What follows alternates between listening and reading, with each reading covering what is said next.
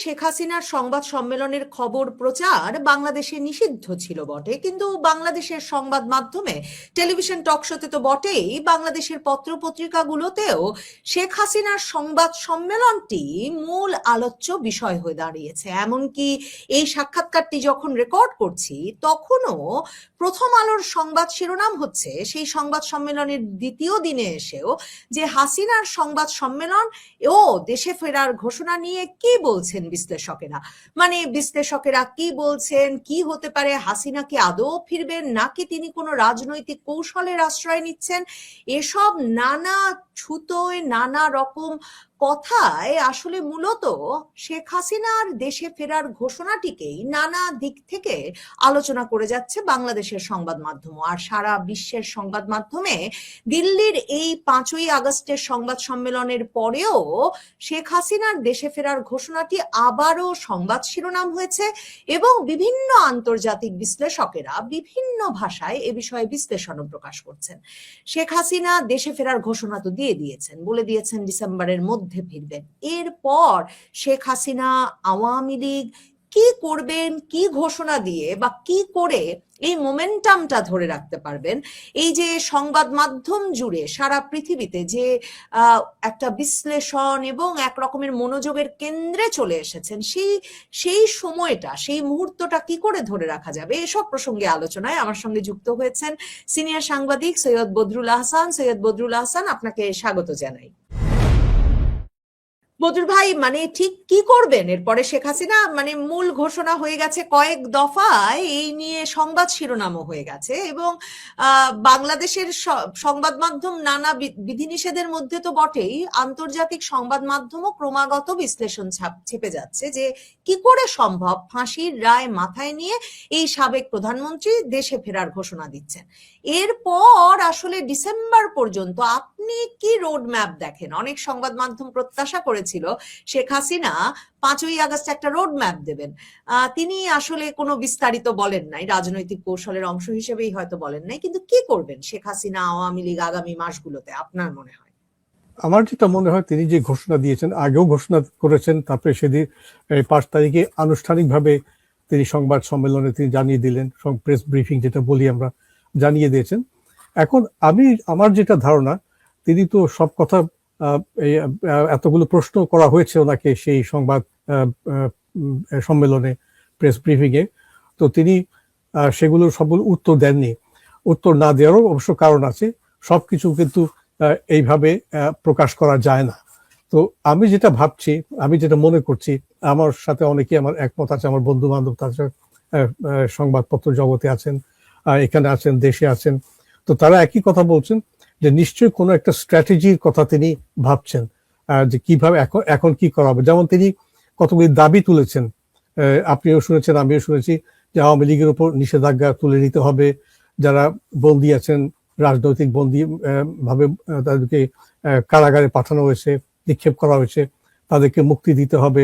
তো এইগুলো শুনে আমার মনে হয়েছিল যে 7ই মার্চে যে বঙ্গবন্ধু ভাষণ দিয়েছিলেন ঢাকার রেসকোর্স ময়দানে, তিনি 4টি দফা দিয়েছিলেন যে এগুলো মানা হলে সামরিক, শেষটা ছিল সামরিক আইন তুলে নিতে হবে, তারপর আমরা বিবেচনা করে দেখব আমরা অ্যাসেম্বলিতে বসতে পারবো কি পারবো না। সেটা ছিল একটা ভিন্ন পরিস্থিতি। তো এখন আমরা যেটা দেখছি যে শেখ হাসিনা তিনি একটা স্ট্র্যাটেজি নিশ্চয়ই করছেন, কিন্তু আমার যেটা মনে হয় তার এখন এই ঘোষণার পর যেটা দেশের বাইরে যে আলোচনা হচ্ছে, আপনি উল্লেখ করেছেন পত্র পত্রিকা আলোচনা হচ্ছে, ভালো হতো যদি এই দেশের ভিতরে এই পত্রপত্রিকা, এই মিডিয়ার উপর যে নিষেধাজ্ঞা জারি করা হয়েছে সেটা না হতো, দেশের মানুষ এটা দেখতে পারতেন এবং দেশের মানুষ ভালো করে বুঝতে পারতেন, ভালো করে আলোচনা করতেন। এখন যেটা আমরা দেখছি বিভিন্ন পত্রিকায়, আপনি যেমন উল্লেখ করেন, আমরাও দেখছি এ নিয়ে আলোচনা হচ্ছে। তো এই আলোচনাটা যেটা, এই ধরনের আলোচনার মধ্যে, এই ধরনের আলোচনা করতে গিয়ে আপনার কোনো নিষেধাজ্ঞা, যদি আমরা গণতন্ত্রে বিশ্বাস করি, যেমনটি বর্তমান সরকার যারা বলছেন তারা গণতন্ত্র চান, দেশের স্থিতিশীলতা চান, তো সেই ক্ষেত্রে নিষেধাজ্ঞা জারি করাটা আমার মনে হয় ঠিক হয়নি। কিন্তু আমরা আলোচনা হচ্ছে এবং সাধারণ মানুষ কিন্তু, বাংলাদেশের কোটি কোটি মানুষ এটা দেখেছে, তারা সামাজিক মাধ্যমে দেখেছেন, এবং আমরা এটাও জানি বহির্বিশ্বে বিভিন্ন পত্রিকা, আমার হিসাব মতে 92টি গণমাধ্যম, নিউজ আউটলেট শেখ হাসিনা এটা ওনার প্রেস কনফারেন্সটা তারা কভার করেছেন। এখন যেটা আমি মনে করি যে আওয়ামী লীগের পক্ষ থেকে শেখ হাসিনার নেতৃত্বে তিনি একটা একটা অ্যাডভাইজারি কাউন্সিল করা দরকার, একটা একটা একটা গ্রুপ তৈরি করা দরকার। যেমনটি আমরা যা ৭১ দেখেছি, আপনি ৭১ সম্বন্ধে নিশ্চয়ই যা পড়েছেন ভালোই জানেন, সেটা হচ্ছে যে বঙ্গবন্ধু তো পাকিস্তানি আমলে পাকিস্তানের সেনাবাহিনী ওনাকে গ্রেপ্তার করে নিয়ে চলে গেল, কিন্তু বঙ্গবন্ধু কিন্তু দ্বিতীয় টিয়ার, সেকেন্ড টিয়ার অফ লিডারশিপ যেটা বলি, তিনি তৈরি করে গিয়েছেন। সৈয়দ নজরুল ইসলাম, তাজউদ্দিন, বাকি যারা ছিলেন, এরা মুক্তিযুদ্ধ পরিচালনা করলো, মুক্তি বাহিনী গঠন করলেন এবং পাকিস্তানের বিরুদ্ধে যুদ্ধ ঘোষণা করে দেশকে বঙ্গবন্ধুর ইন্সপিরেশনে, বঙ্গবন্ধুর নেতৃত্বে তারা দেশটাকে স্বাধীন করে দিলেন। তো শেখ হাসিনার ব্যাপারে আমার মনে একটা সময় এসছে, তিনি তার যে আশেপাশে যারা আছেন আওয়ামী লীগের, দেশের ভিতরে আছেন, এখন দেশের ভিতরে সমস্যা হচ্ছে তিনি যাকে দায়িত্ব দিবেন হয়তো তিনি দায়িত্ব নিতে অপারগ হবেন, যেহেতু গ্রেপ্তারের একটা ভয় আছে। কিন্তু আবার আমরা এটাও মনে করি যে যেহেতু শেখ হাসিনা ঘোষণা করেছেন তিনি দেশে আসবেন, এই বিষয়টা বাংলাদেশ সরকার বর্তমানে যারা ক্ষমতায় আছেন তারা এটা যাতে এবং সিরিয়াসলি এটা নেন এবং তারা বিবেচনা নেন, এবং তাদের যারা মন্ত্রী আছেন, মন্ত্রী পরিষদে আছেন, তারপর আপনার অস্থায়ী রাষ্ট্রপতি আছেন, এদের এখন দায়িত্ব হবে তারা এটা এত মন্তব্য না করে, অনেকেই দেখছেন মন্তব্য করছেন কেউ শেখ হাসিনা আসলে কি হবে, গ্রেপ্তার করা হবে, ঠিক আছে সেটা পরে দেখা যাবে, কিন্তু তিনি তো ঘোষণা দিয়ে করেছেন। এতদিন তো সবাই বলে বেড়াচ্ছে, এমনকি পত্র পত্রিকাও বেশ কয়েকটি, আমাদের যে গণ্যমান্য পত্রিকা যাদেরকে বলি, সম্পাদক যাদেরকে বলি, তারাও বলে বেড়াচ্ছেন এখন পর্যন্ত শেখ হাসিনা পালিয়ে গেছেন। না, শেখ হাসিনা যদি পালিয়ে যাননি, এটা আমরা জানি, ওনাকে সেনাবাহিনী এসকর্ট করে দিল্লিতে পৌঁছে দিয়েছেন। তো যেই ব্যক্তি পালিয়ে যান তিনি তো আর দেশে ফিরেন না। তো শেখ হাসিনা তো পালিয়ে যাননি, তিনি নিজে ঘোষণা করেছেন প্রকাশ্যে পৃথিবীর সামনে তিনি দেশে ফিরবেন।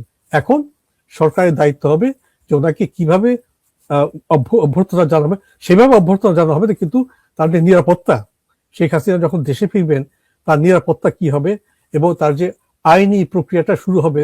তিনি বলছেন তিনি জেলে যাবেন, এমনকি তিনি বলছেন তিনি ফাঁসির মঞ্চেও যাবেন, সেটা তিনি বলেছেন। কিন্তু তার মানে এই না যে ওনাকে যারা আছেন ক্ষমতায় তার সরাসরি একদম ওই ফাঁসির মঞ্চে নিয়ে যাবে।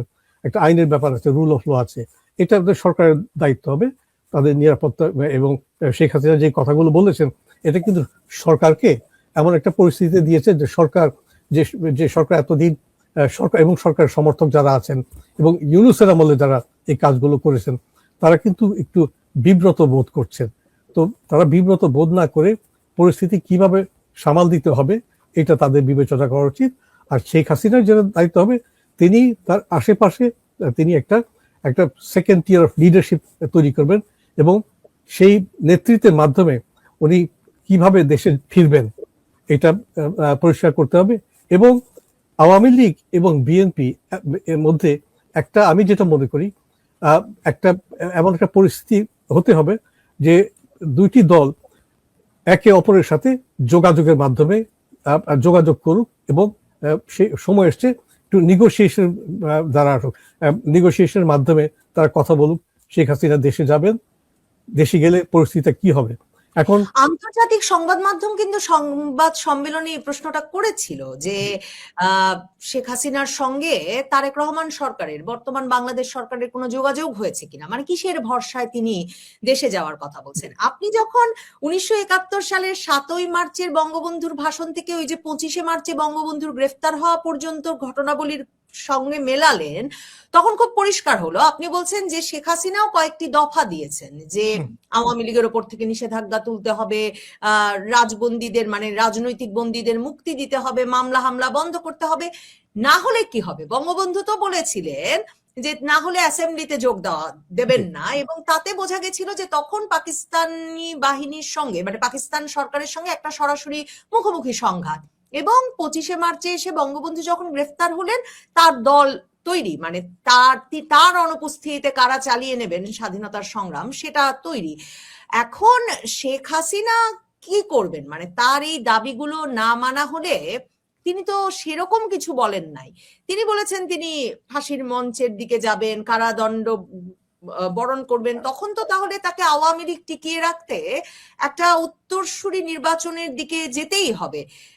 সেটা তো খুব গুরুত্বপূর্ণ একটা বিষয় বটে। নাকি আপনি আসলে ভাবছেন, অনেক বিশ্লেষক বলছেন যে তারেক রহমান সরকারের সাথে কোনো বোঝাপড়া ছাড়া তো আর শেখ হাসিনা আওয়ামী লীগ এরকম একটা ঘোষণা দিতে পারে না, বা আন্তর্জাতিক চাপের কথাও তো হচ্ছে।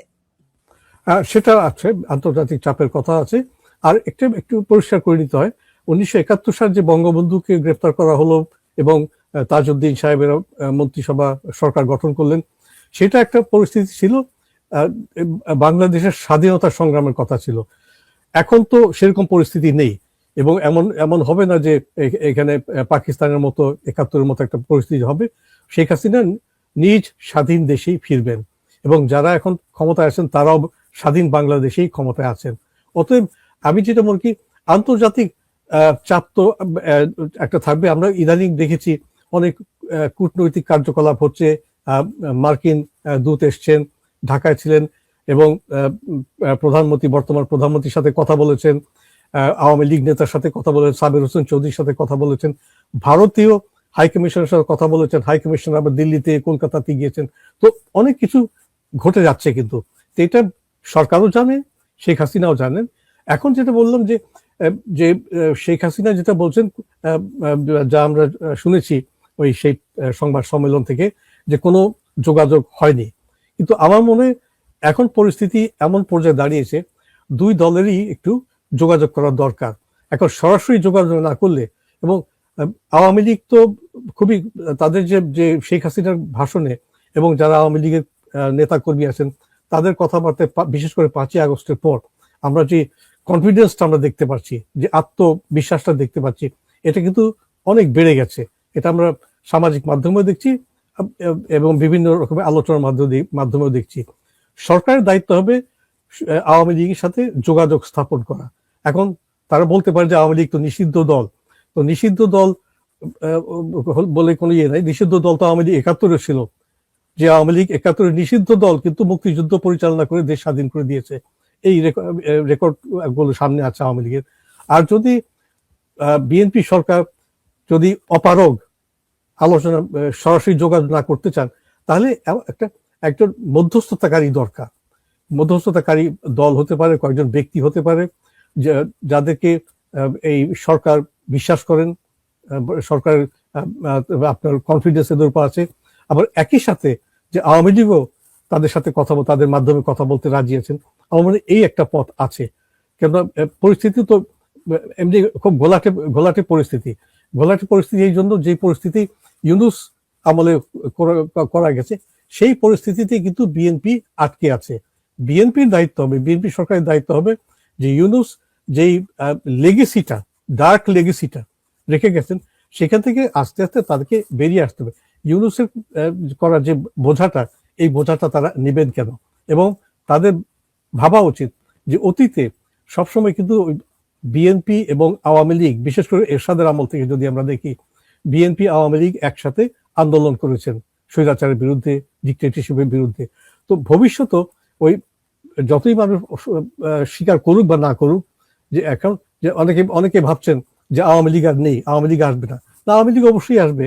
এবং আওয়ামী লীগ বিএনপি আমাদের দেশের ইতিহাসে মিলে একটা কিন্তু অলিখিত, আনঅফিসিয়াল একটা 2 পার্টি সিস্টেম হয়ে গেছে। তো বিএনপির এটা বোঝা উচিত যে আওয়ামী লীগের সাথে কথা বলতে হবে, একটু বোঝাপড়া করতে হবে।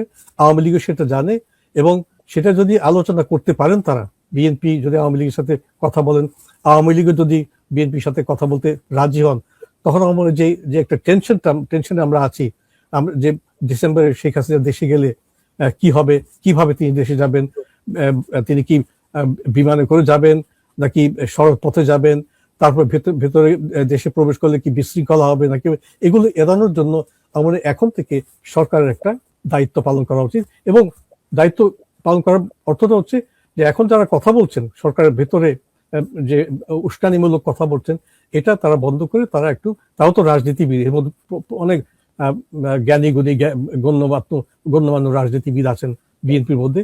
তাদের একটা ভাবা উচিত যে শেখ হাসিনা ঘোষণা করেছেন তার দেশে ফিরবেন।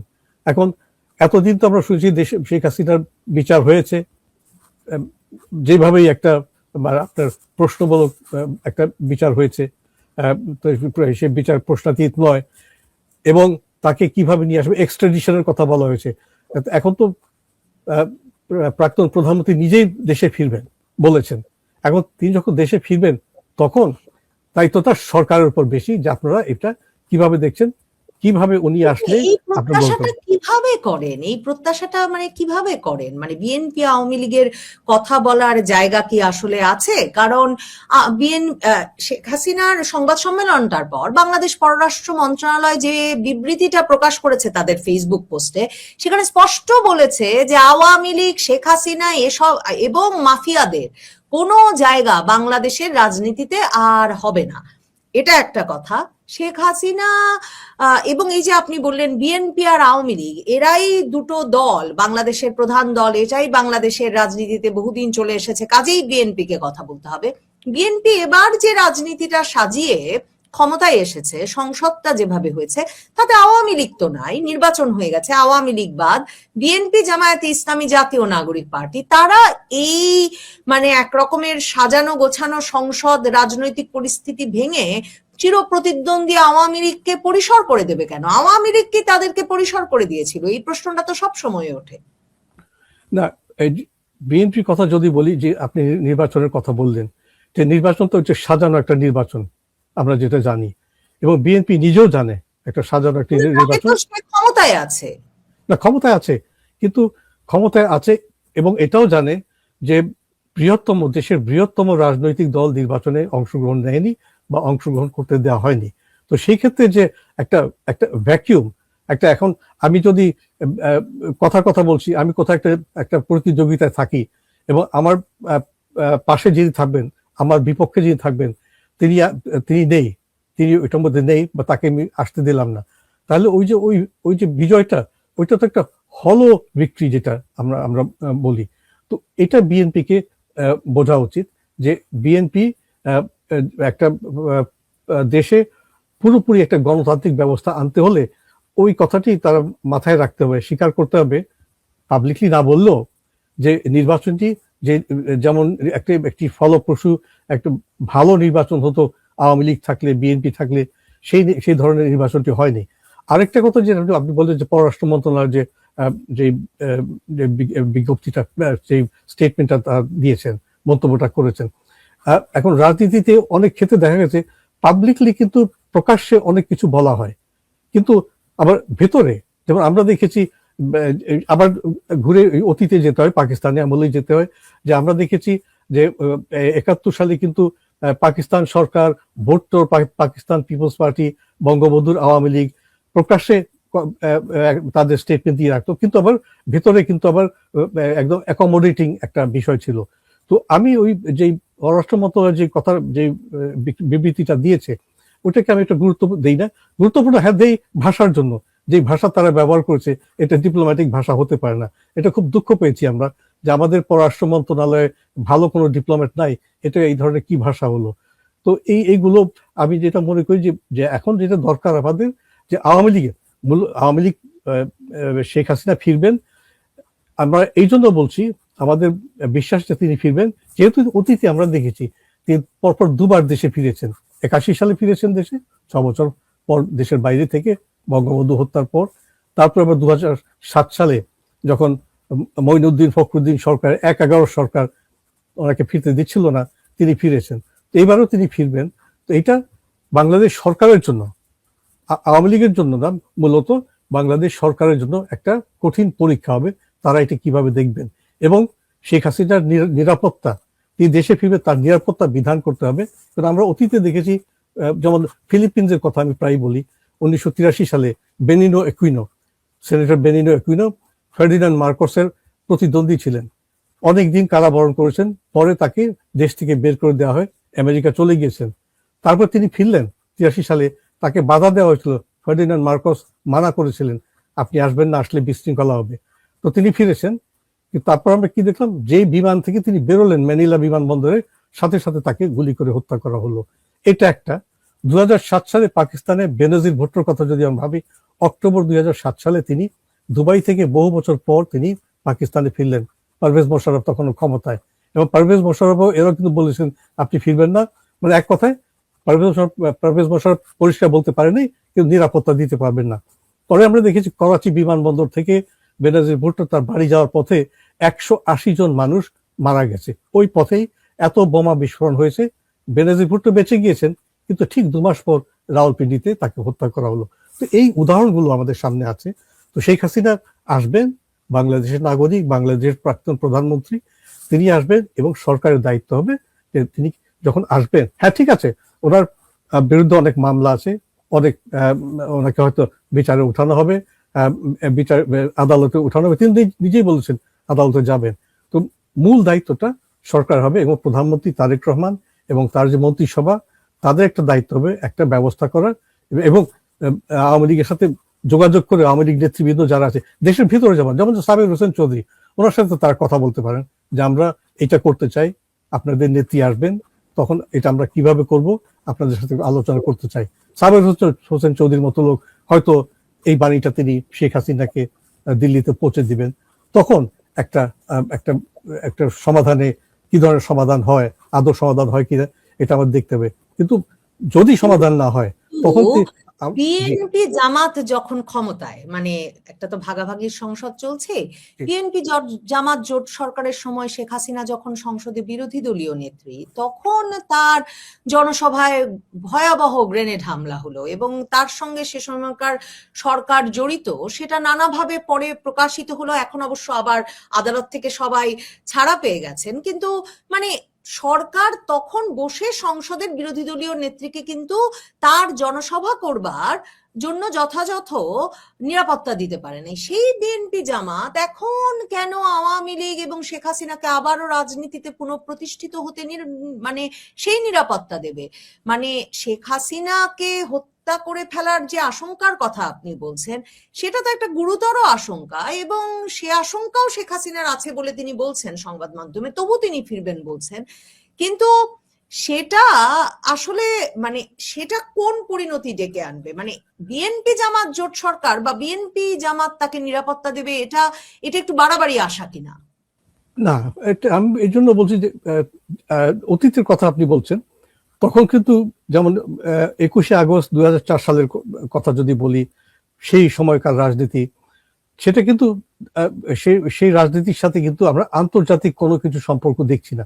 কিন্তু ইদানিং বর্তমান যেটা হচ্ছে, আমরা যে ভূ রাজনীতি, জিও পলিটিক্স, এটা আমরা দেখছি যে ভারত সরকার এটা নিয়ে চিন্তিত, মার্কিন সরকার এটা নিয়ে চিন্তিত, ব্রিটিশ সরকার চিন্তিত, ইউরোপিয়ান ইউনিয়ন এটা নিয়ে চিন্তিত। অতএব এখন যে এই ধরনের পরিস্থিতি, পুরনো যেই ঘটনা ঘটেছে, এই ধরনের ঘটনা আশা করার কোনো ঘটে যাওয়ার কোনো আশঙ্কা নেই। তারপরে আমরা দেখছি যে বিভিন্ন প্রতিষ্ঠান, অ্যামনেস্টি ইন্টারন্যাশনাল, অন্যান্য প্রতিষ্ঠান যারা যেগুলো আছে, তারা কিন্তু বাংলাদেশে যারা রাজনৈতিক বন্দী আছেন এবং সাংবাদিক বন্দী আছেন, তাদের সম্বন্ধে বরাবর কথা বলে যাচ্ছেন। তো এখন যে বাংলাদেশটা কিন্তু এখন সবার নজরে আছে, পৃথিবীর সব জায়গায় বাংলাদেশের উপর ফোকাসটা করা হচ্ছে, তখন যেটা অতীতে 20-20 বছর আগে এটা হয়তো ছিল না। এই যেই জন্য, যার জন্য এই যে প্রেশারটা যে থাকবে, এই প্রেশারটা কিন্তু আওয়ামী লীগের উপর তো আছেই, যে শেখ হাসিনা যাবেন, এবং সরকারের উপরও এই চাপটা থাকবে যে হ্যাঁ, বিএনপি আছে, জামাত আছে, তারা একসাথে কোনো এক সময় একসাথে রাজনীতি করতো, এখনো হয়তো একসাথে রাজনীতি করে, যদিও আনুষ্ঠানিকভাবে একজন বিরোধী দলে বসে আছেন, একজন সরকারি দলে বসে আছেন, কিন্তু তারা ভালোভাবে এটাও জানে যে আওয়ামী লীগের যে শক্তি দেশে এখন আছে, সেটা কিন্তু অস্বীকার করার উপায় নেই। যদি এমন যদি হয় যে ধরুন আজকে বা আগামীকাল একটা নির্বাচন হতো, এটা তো আমরা সকলেই জানি যে আওয়ামী লীগ আবার ফিরে আসবে, এটা বিএনপিও জানে। অতএব বিএনপি নিজের স্বার্থে, নিজের সার্ভাইভালের স্বার্থে তাদের উদ্যোগ নেওয়া উচিত যে আওয়ামী লীগের সাথে একটা বোঝাপড়ায় আসা উচিত। শেখ হাসিনা আসবেন এবং আসার পর কি রাজনীতি হবে, বিএনপি আওয়ামী লীগের সাথে কি ধরনের সম্পর্ক স্থাপন করবেন, আপনি দেখেন এইটা যদি না করতে পারেন, মানে যদি তারা উদ্যোগ না নেন, তাহলে কিন্তু দেশের যে সংকটটা আছে, এটা মানে আরো গভীরতর হবে। এবং আমাদের দেশে মানুষ যারা আছে, আমরা যারা নাগরিক, যারা আমরা এমনি অনেক অতি কষ্টে, গ্যাস নেই, বিদ্যুৎ নেই, পানি নেই, আরো কত সমস্যা, আইন শৃঙ্খলা পরিস্থিতি, এগুলো ঠিক করতে হলে সরকারকে দেশের বৃহত্তম রাজনৈতিক দল শেখ হাসিনা, আওয়ামী লীগ, এদের কাছে একটু এগিয়ে যেতে হবে, হাতটা বাড়াতে হবে। তখন আমরা শেখ আওয়ামী লীগের হাসিনা উদ্যোগটা দেখব।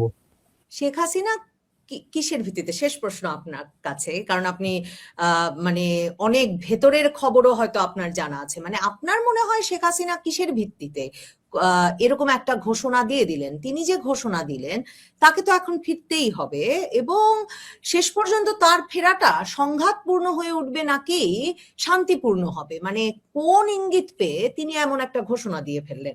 নাকি অনেকেই যেটাই যে প্রথম আলোরা নিয়মিতভাবে যেসব বিশ্লেষণ একটু পরীক্ষা করে দেখতে চেয়েছেন, তিনি হয়তো আসলে আসবেন না, মানে আসলে কেন শেখ হাসিনা এমন একটা গুরুতর প্রতিশ্রুতি বা ঘোষণা দিয়ে দিলেন? সকল সংবাদ মাধ্যম CNN থেকে শুরু করে তারা সংবাদ শিরোনাম করছে যে মৃত্যুদণ্ডের রায় মাথায় নিয়ে এই রাজনৈতিক নেতা বলছেন তিনি ফিরবেন, মানে এরকম একটা ঘোষণা কিসের ভিত্তিতে দিলেন তিনি?